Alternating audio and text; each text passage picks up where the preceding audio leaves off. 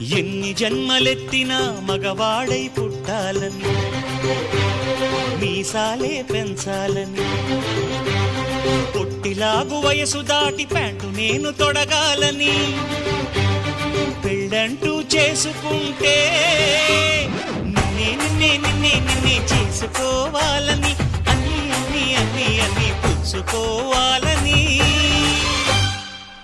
ఆశ ఆశ ఆశ ఆశ చచ్చే ఆశ.